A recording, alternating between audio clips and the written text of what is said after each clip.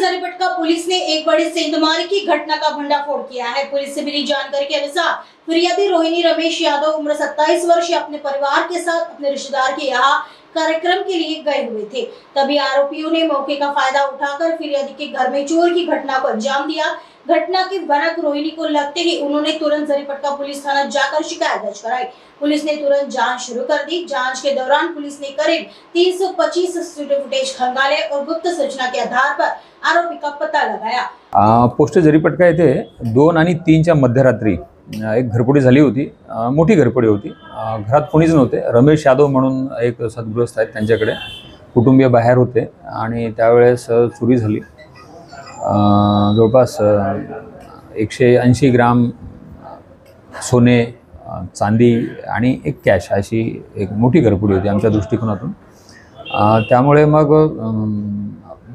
वपोनी म्हणजे सिनियर जे आहे इन्स्पेक्टर ख्रिस्ती सागर साहेब हे त्वरित त्यांनी आपली टीम कार्यरत केली। आशिष मोरखडे आणि त्यांच्यासोबत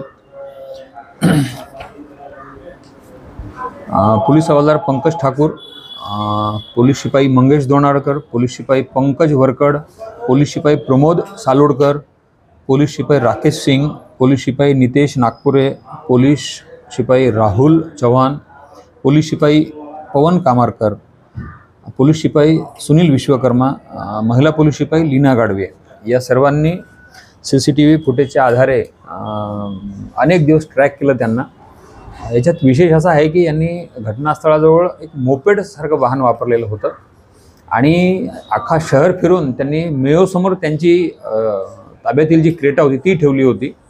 पोलिसांना धोका देण्यासाठी त्यांनी अशा पद्धतीचा वापर केला। रस्ता पण सरळ उपयोगात नाही ना त्यांनी, त्याच्यामुळे त्यांना साधारण 350च्या आसपास सीसीटीव्ही तपासावं लागले आणि एक 4-5 दिवस वेळ लागला।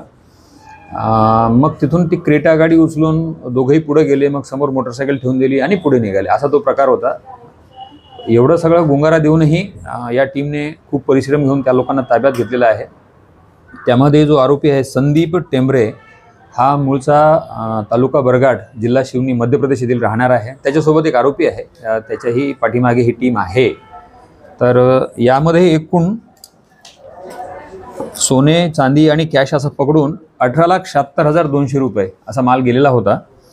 तर त्यापैकी गुन्ह्यात वापरलेली जी क्रेटा आहे ही पकडून साधारणतः 22,48,000 म्हणजे जो माल गेला त्यापेक्षा जास्त किमतीची रिकव्हरी आहे। आणखी दुसरा जो आरोपी आहे तो मिळाला तर आणखी काही रिकव्हरी येऊ शकते आमच्याकडे। तर अशा पद्धतीचं एक चांगलं काम त्यांनी केलेलं आहे।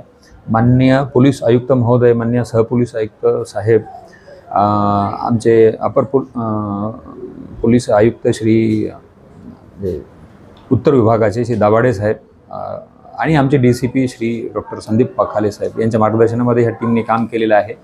नेहमीच त्यांच्याकडून खूप चांगलं काम होते। मग ते एखादी रॉबरीची घटना असो, दरोडा असो किंवा अशा घरफोड्या असो, हे सातत्याने मागं लागतात आणि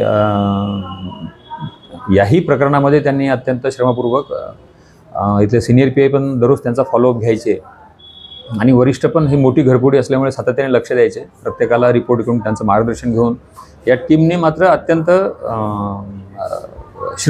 परिश्रम घेतलेले आहेत। ही साधी गोष्ट नव्हती। कुठेतरी गिवअप करण्याचा प्रसंग येतो अशा 3-4 दिवसामध्ये, पण त्यांनी त्याचा पाठलाग करून त्याच्यावर पाळत ठेवून त्याला नागपूर शहरातच पकडलेला आहे, जेणेकरून पुढची एक घरफोडी टळलेली आहे। ही टोळी जी पुढची घरफोडी केली असती यांनी तर टळलेली आहे आणि अशा पद्धतीनं पोलीस स्टेशन जरीपटका येथील सिनियर PI आणि त्यांच्या टीमने एक घरफोडी रेडी केली। आरोपीवर कशा प्रकारचे गुन्हे दाखल होते, आरोपीचा काय बॅकग्राऊंड आहे, कशा संबंध पद्धतीचा? हां, यांच्यावर एक घरफोडीचेच गुन्हे आहेत। त्यांच्यावर दोन्ही जे आरोपी आहे यांच्या विरुद्ध घरफोडीचे आहेत, पण या दोघांची टोळी नाही आहे। हा जो मुख्य आरोपी आहे हा म्हणजे प्रत्येक वेळी नवीन ज्या लोकांसोबत तो टीम बनवतो, इंडिव्हिज्युअली करतो। मेनली याच्यावर प्रॉपर्टी ऑफेन्स म्हणजे घरफोडी आणि चोरीचे गुन्हे दाखल। जवळपास किती गुन्हे आहेत? याच्यावर 36 गुन्हे आहेत सध्या एकूण।